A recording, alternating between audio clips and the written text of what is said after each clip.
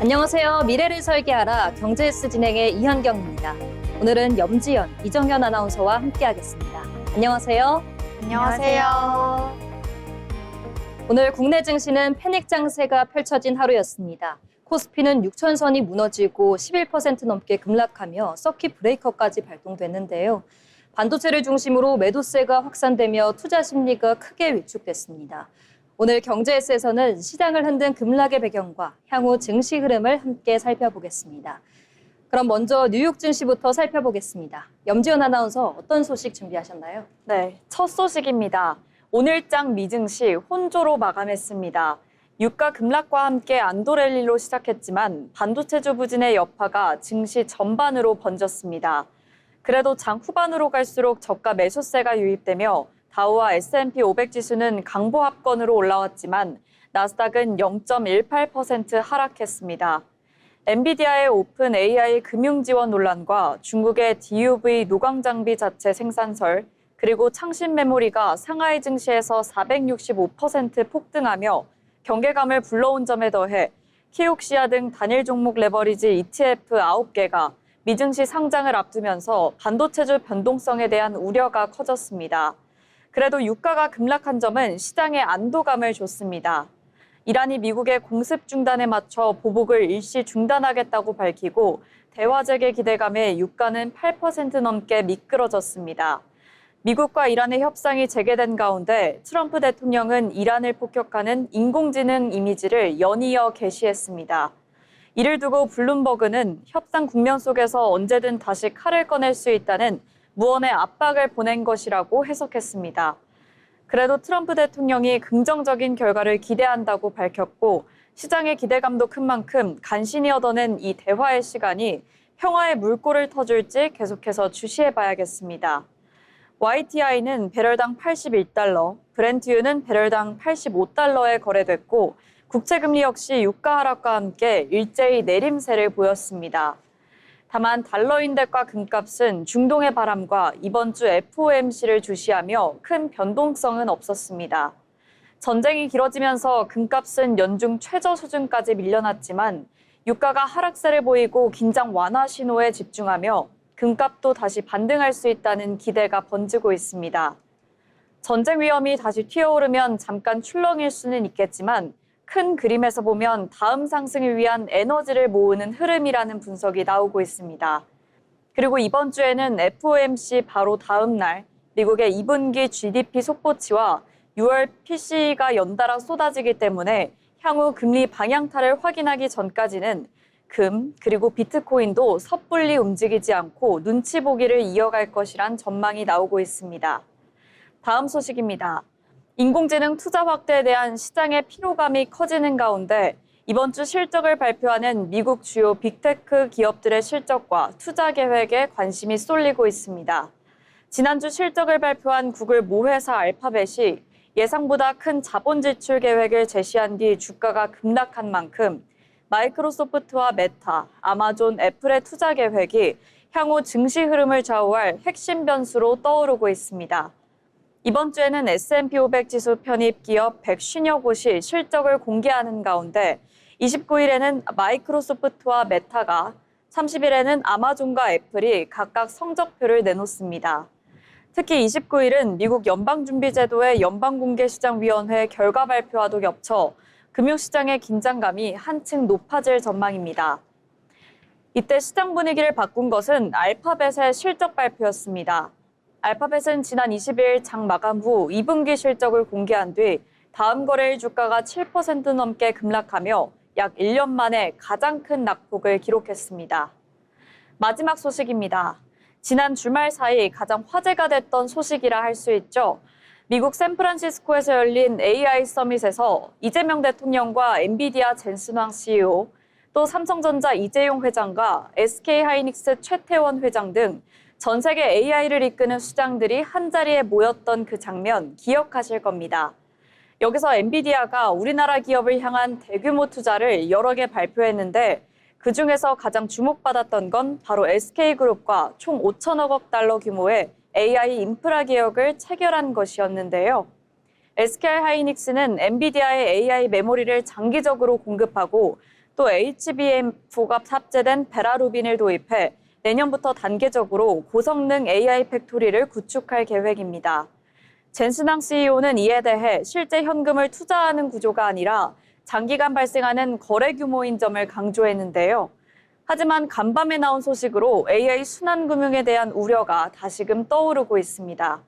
AI 순환금융은 빅테크 기업이 AI 스타트업이 필요한 자금을 투자해주거나 대출 또는 보증을 해줘서 그 자금을 받은 기업이 다시 그 돈으로 돈을 빌려줬던 기업의 클라우드 서비스나 GPU를 사들이는, 즉 돌려막기 형식의 자금 구조를 의미하는데요.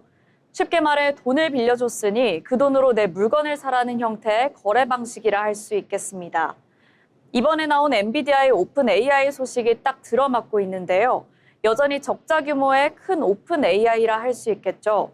그런데 엔비디아가 미국 오하이오주에 건설 중인 소프트뱅크의 데이터 센터를 오픈 AI가 임차할 수 있도록 $2,500를 보증하는 방안을 논의 중입니다. 또 여기에 더해 오픈 AI가 엔비디아의 GPU를 더 구매할 수 있도록 엔비디아가 $3,500억 규모의 자금을 지원하는 방안도 함께 논의 중입니다. 이상으로 이슈 브리핑 마칩니다. 지정학적 리스크는 다소 완화됐지만 AI 투자에 대한 기대와 우려가 공존하는 모습이었습니다. 여기에 FOMC와 빅테크 실적이라는 굵직한 이벤트까지 예정된 만큼 당분간 시장은 결과를 확인하며 변동성을 이어갈 가능성이 커 보입니다. 이어서 우리 시장 소식 알아볼 텐데요. 이정현 아나운서와 이야기해보겠습니다. 어떤 소식 준비하셨나요? 네, 뉴스 브리핑입니다. 코스피가 장 초반 8% 넘게 급락하면서 매도 사이드카에 이어 서킷 브레이커까지 발동됐습니다. 특히 반도체주를 중심으로 급락세가 이어갔는데요. 코스피는 전거래일보다 5.26% 하락한 6,400.27로 장을 시작하고 장 초반 매도세가 몰리면서 매도 사이드카가 발동됐습니다. 하지만 하락 흐름을 바꾸진 못했고 6,200선까지 밀렸습니다. 이후 낙폭이 확대돼 서킷 브레이커까지 발동되며 20분간 거래가 중단되기도 했습니다. 그 이유로는 중국이 반도체 제조의 핵심 장비인 노광 장비 개발에 착수했다는 소식에 밤사이 뉴욕 증시 기술주가 하락한 데다 중국 창신 메모리의 상하이 증시 상장도 삼성전자와 SK하이닉스 수급에 영향을 준 것으로 풀이됩니다. 코스닥 시장 역시 장 초반 5% 넘게 급락해 매도 사이드카가 발동됐습니다. 두 번째 소식입니다. 2026학년도 지방대 의과대학 26곳의 지역인재 선발 비율이 전체 합격자의 60%에 이르는 것으로 나타났습니다. 교육부 조사 결과 2026학년도 전체 입학생 2,607명 가운데 지역인재 선발 인재가 1,234명으로 59.4%를 차지해 제도가 도입되기 전 46.2%보다 약 13%포인트 올랐는데요. 다만 강원대 한림대와 충청권 순천향대 등 2개 대학은 지역인재 선발 법정 비율을 채우지 못했습니다. 또 연세대 미래캠퍼스, 고신대, 원광대, 경북대 등 4개 대학은 저소득층 지역인재를 한 명도 뽑지 않거나 기준에 못 미치게 선발했습니다. 의대 외 계열에서도 지역인재 의무 선발 대상 204개 학과 중 상지대 한의학과, 김천대, 동양대, 위덕대, 간호학과 등 14개 학과가 저소득층 의무 선발 대상에서 193개 학과 중에서는 28개 학과가 기준을 지키지 못했습니다. 교육부는 미준수 배경으로 합격자 등록포기, 수능 최저학력 기준 미충족에 따른 결혼 등 선발 결과 기준 판단 방식의 구조적 어려움을 꼽았습니다. 이에 교육부는 현행법상 선발 기준을 지키지 못한 대학에 불이익을 줄 수는 없지만 기준을 지키지 못한 대학으로부터 보완 계획을 제출받아 이행 상황을 점검 관리하고 계열 지역별 미준수 원인을 분석해 제도 개선도 추진할 방침입니다. 마지막 뉴스입니다. 정부가 대형마트의 새벽 배송을 허용하는 방안을 검토하고 있습니다. 온라인 플랫폼에 밀려난 파산 위기에 처한 홈플러스 사태를 계기로 더 이상 대형마트를 규제 대상으로 보고 올가매기만 해서는 안 된다는 공감대가 형성됐기 때문인데요. 정부 안팎에 따르면 산업통상부는 6차 유통산업 발전 기본 계획에 대형마트 영업시간 제한을 완화하는 내용을 담기로 가닥을 잡고 유통업계 이해관계자와 의견을 수렴하고 있다고 전해졌습니다. 대형마트 3사 등 전통 유통업체는 물론 G마켓과 11번가와 같은 온라인 플랫폼, 올리브영, 다이소, 무신사 등 신흥 유통 강자 관계들을 폭넓게 만나고 있는 것으로 전해졌습니다. 정부는 이 과정에서 1,000억 원 규모의 유통발전기금 조성 계획을 밝히면서 대형업체들이 출연해 기금을 조성하고 이를 골목상권 보호 및 지원 등에 활용하는 방안을 거론됐다고 전해왔습니다. 지금까지 뉴스 브리핑이었습니다. 국내 증시의 급락으로 금융시장의 변동성이 커진 가운데 지역인재 선발 제도의 운영 현황과 유통규제 완화 움직임까지 살펴봤습니다. 앞으로 시장 안정 여부와 정부 정책 변화도 계속 지켜보겠습니다. 아울러 본방송에서 제공하는 정보는 투자 판단에 대한 조언일 뿐 해당 종목 가치의 상승 또는 하락을 보장하지 않습니다.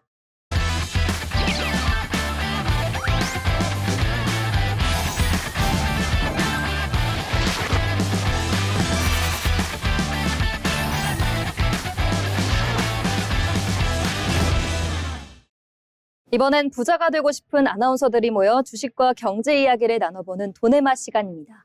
먼저 국내 증시 마감 시황 알아보겠습니다. 이일인 아나운서 전해주시죠. 국내 증시 마감 시황입니다. 오늘 국내 증시는 코스피와 코스닥 두 지수 모두 큰 폭으로 하락하며 거래를 마쳤습니다. 자세한 마감 시황 함께 살펴보시죠.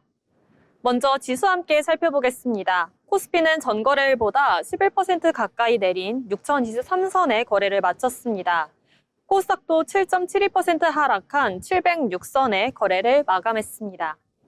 이어서 수급 상황 살펴보겠습니다. 유가 증권 시장에서는 개인과 기관이 매수에 나섰지만 외국인의 대규모 매도세가 지수를 끌어내렸습니다. 개인은 4조 339억 원, 기관은 6,300억 원을 순매수했고 외국인은 4조 9,664억 원에 순매도했습니다. 코스닥에서는 외국인이 859억 원을 순매수한 반면 개인과 기관은 각각 515억 원, 1,345억 원을 순매도했습니다. 마지막으로 시가총액 상위 종목들 함께 살펴보겠습니다. 오늘 코스피 시가총액 상위 종목들은 반도체와 IT, 자동차 등 주요 대형주를 중심으로 대부분 큰 폭의 하락세를 보였습니다.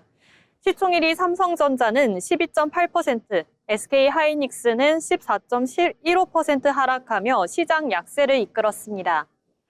이어서 코스닥 살펴보겠습니다. 코스닥 시가총액 상위 종목들도 2차 전지와 로봇, 바이오 업종을 중심으로 전반적인 약세를 보였습니다. 다만 파마리서치는 소폭 상승하며 시가총액 상위 종목 가운데 유일하게 강세를 보였습니다. 오늘 국내 증시는 미국 반도체 업종 급락과 글로벌 메모리 시장에 대한 우려가 투자 심리를 크게 위축시키면서 장 초반부터 매도세가 이어졌습니다. 특히 외국인의 대규모 순매도와 함께 장중 코스피와 코스닥 시장 모두 서킷 브레이커가 발동되는 등 변동성이 크게 확대됐습니다. 당분간은 글로벌 반도체 업황과 외국인 수급 변화가 국내 증시의 주요 변수로 작용할 전망입니다. 지금까지 국내 마감 시황 전해드렸습니다. 코스피가 6천선 초반까지 밀려나며 투자 심리가 크게 위축된 하루였습니다. 글로벌 반도체 업황과 외국인 수급이 시장의 향방을 좌우할 변수로 떠오른 만큼 당분간 높은 변동성에 대비할 필요가 있겠습니다. 이제 오늘 장에서 어떤 종목들이 주목받았는지 함께 살펴봐야겠죠. 먼저 지연 아나운서 어떤 종목일까요? 이번 시간 소개해드릴 특징주는 판타지오입니다. 판타지오의 주가가 장중 급등했습니다. 130억 원 규모의 전환사채를 전량 소각해 주주 가치를 제고하겠다고 발표하면서 매수세가 몰리는 분위기였는데요. 오늘 MP닥터에 따르면 판타지오는 오전 10시 56분 기준으로 전거래일 대비 14.77% 오른 1,678원에 거래됐습니다. 판타지오는 전날 이사회를 열고 제7회 전환사채를 전량 소각하기로 결정했다고 밝혔습니다. 소각 대상인 제7회 전환사채 권명 총액은 130억 원입니다. 판타지오는 앞서 지난 5월 해당 전환사채 전액을 만기 전에 취득한 바 있습니다. 이번 이사회 결의를 통해 이를 재매각하지 않고 모두 소각하는 것으로 최종 방침을 결정했는데요. 이에 같은 날 전환사채 발행 후 만기 전 사채 취득 관련 공시를 정정해 향후 처리 방법을 기존 추후 이사회에서 결정해서 전량 소각으로 변경했습니다. 소각 절차가 완료되면 제7회 전환사채와 이에 따른 전환권은 모두 소멸합니다. 이로써 해당 전환사채의 시장 재유통 가능성이 차단되는 동시에 전환권 행사로 인해 발생할 수 있었던 잠재적 지분 희석 우려도 해소될 전망입니다. 판타지오는 이번 결정을 기존 주주의 권익과 장기적인 기업 가치를 함께 고려한 자본 정책의 일환이라고 설명했습니다. 회사 관계자는 앞으로도 경영 환경과 시장 상황을 종합적으로 고려해 기업 가치와 주주 가치를 높일 수 있는 책임 있는 자본 정책을 지속적으로 추진하겠다고 말했습니다. 그럼 판타지오 차트 함께 살펴보겠습니다. 오늘 판타지오 1,451원에 거래 시작해 장중에는 19.63% 오른 1,749원에 고가 형성했고 1,554원에 거래 마쳤습니다. 지금까지 판타지오였습니다. 네, 판타지오 알아봤습니다. 이어서 다음 특징주는 나노CMS입니다. 나노CMS가 2분기 호실적에 힘입어 오늘 장 초반 상한가를 기록했습니다. 나노CMS는 올해 2분기 영업이익 8억 3,400만 원을 기록하며 지난해 같은 기간 적자에서 흑자 전환에 성공했습니다. 매출도 지난해보다 160% 이상 증가했고 당기 순이익 역시 흑자로 돌아서며 전반적인 실적 개선을 이뤘는데요. 특히 영업이익뿐 아니라 매출과 순이익까지 함께 개선되면서 실적 회복에 대한 기대감을 키웠습니다. 시장에서는 이번 호실적을 계기로 수익성이 개선될 수 있다는 기대감이 투자 심리를 자극한 것으로 풀이됩니다. 나노CMS는 오늘 시가 3,495원으로 시작해 장중 3,925원까지 올랐고 종가 3,925원으로 마감했습니다. 계속해서 특징주 알아보겠습니다. 정현 아나운서, 어떤 종목일까요? 네, 오늘 특징주 두산 푸어셀을 준비해봤습니다. 오늘 두산 푸어셀이 23%가 넘는 급락세를 나타냈습니다.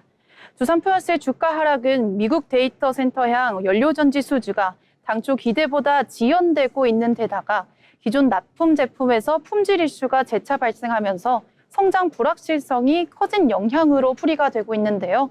시장에서는 글로벌 데이터 센터향 연료전지 수요는 견조하지만 단기적으로는 성장 가시성이 낮아졌다는 평가가 나오고 있습니다. 증권가에서는 미국 데이터 센터향 연료전지 수주 논의는 진행 중이지만요.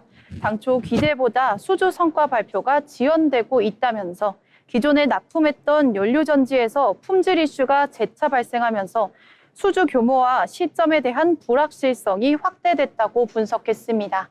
차트 한번 보시겠습니다. 오늘 두산 푸어셀 시가 31,100원으로 시작해 저가 22,450원까지 떨어졌다가 종가 23,500원에 장 마감했습니다.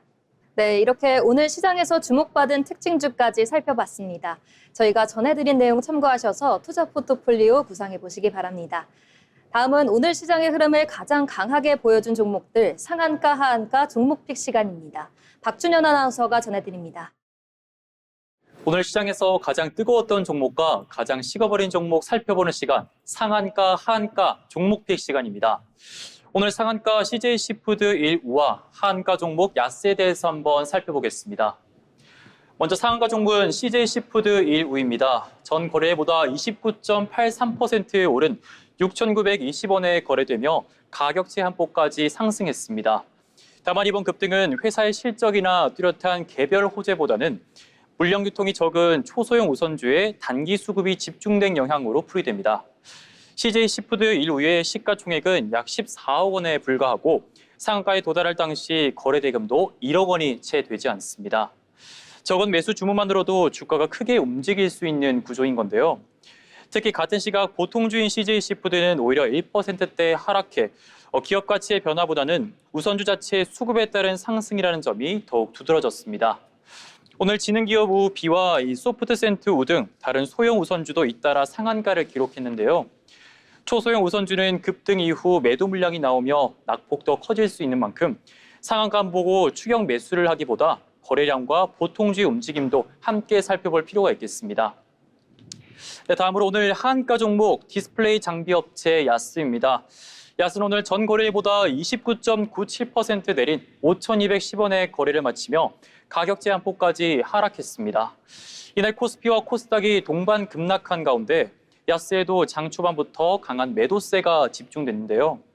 다만 현재까지 고객사의 설비 투자 연기나 대형 계약 취소 등 주가 급락을 설명할 만한 회사 차원의 뚜렷한 악재는 공식적으로 확인되지 않았습니다.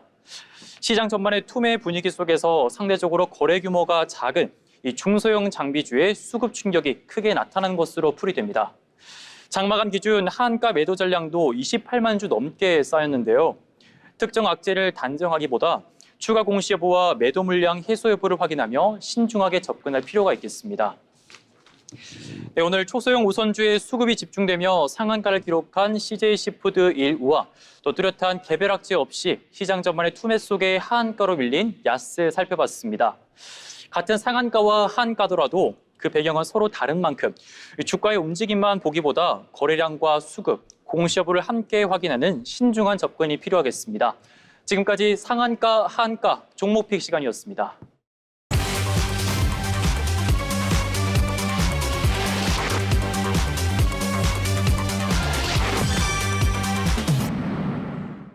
이어서 증권사에서 발간한 리포트를 알기 쉽게 전해드리는 투자 리포트 시간입니다. 신민아 아나운서가 전해드립니다.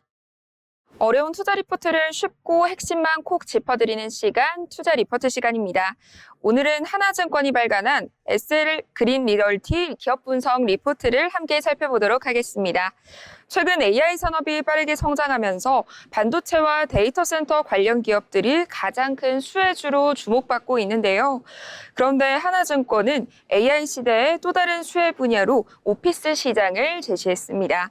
AI 산업이 확대될수록 기업들의 업무 공간 수요도 함께 변화하고 있으며 이러한 흐름이 미국 맨해튼 핵심 오피스 시장에도 긍정적인 영향을 주고 있다는 분석인데요. 오늘은 하나증권 리포트를 통해 SL 그린 리얼티의 투자 포인트를 살펴보도록 하겠습니다.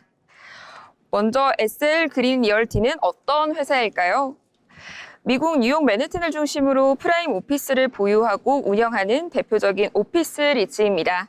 주요 수익은 오피스 임대에서 발생하며 맨해튼 핵심 업무 지구의 우량 자산을 다수 보유하고 있다는 점이 가장 큰 경쟁력으로 꼽히는데요.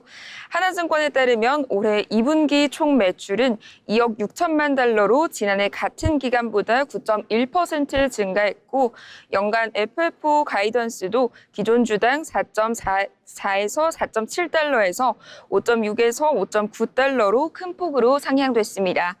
특히 신규 임대 계약에서 임차인 지원 비용과 무상 임대 기간이 크게 줄어든 반면 평균 시장 임대료는 기존 계약보다 약 18% 높은 수준에서 체결되면서 오피스 시장이 점차 정상화되는 모습을 보였다고 평가했습니다.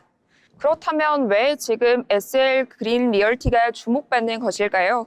하나증권은 가장 큰 이유로 AI 산업 확대에 따른 새로운 오피스 수요를 꼽았습니다. 일반적으로 AI가 발전하면 자동화가 확대되면서 오피스 수요가 줄어들 것이라는 우려도 있었는데요. 하지만 회사 경영진은 현재까지의 데이터를 보면 오히려 AI 기업과 AI 인프라 관련 기업들이 맨해튼 오피스 시장의 새로운 임차 수요를 만들고 있다고 설명했습니다. 실제로 원 벤더빌트와 원 메디슨 애비뉴 같은 핵심 자산에서는 고임대료 장기 계약이 체결되고 있으며 일부 백오피스 인력이 줄더라도 AI 기업들의 신규 수요가 이를 상당 부분 상쇄할 수 있을 것으로 전망했습니다. 하나증권은 이러한 변화가 맨해튼 핵심 오피스 시장의 회복을 뒷받침하는 요인이라고 분석했습니다. 그렇다면 앞으로 가장 중요한 투자 포인트는 무엇일까요?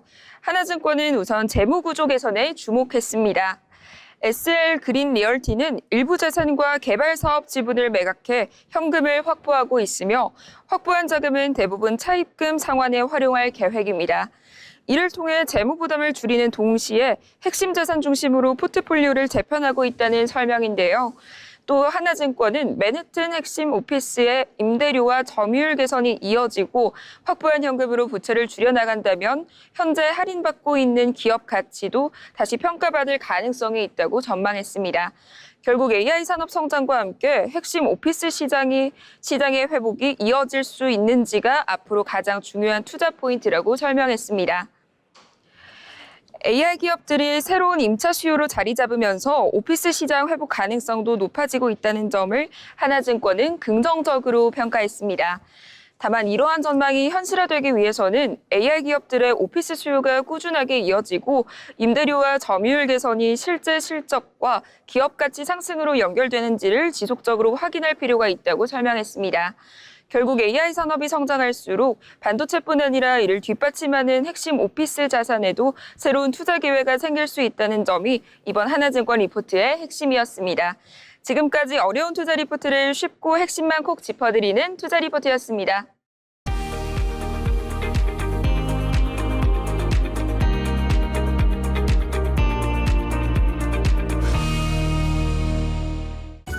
장맛비가 물러난 자리를 올여름 가장 강한 더위가 채우고 있습니다. 오늘도 전국 곳곳에서는 숨이 턱 막히는 무더위가 이어졌는데요.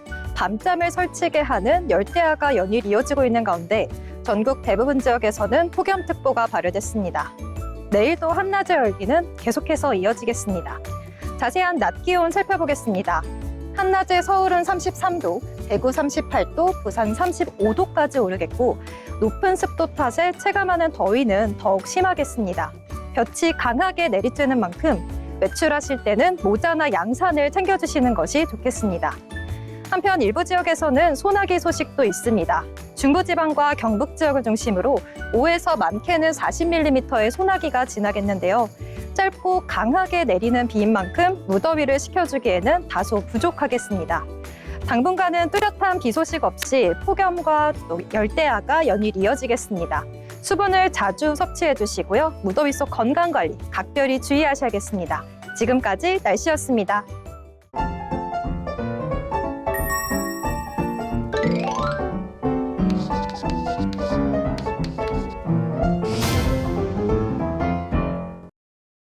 이제 오늘 시장 한 줄로 요약해 보도록 하겠습니다. 먼저 지연 아나운서 오늘 장 어떻게 보셨나요? 저는 오늘 증시는 기둥이 무너진 집이었습니다.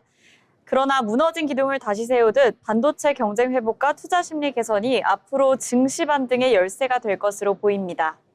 네, 그럼 정연 아나운서는 어떠신가요? 네, 오늘 날씨만큼 무더위만큼 현기증이 굉장히 많은 하루였습니다.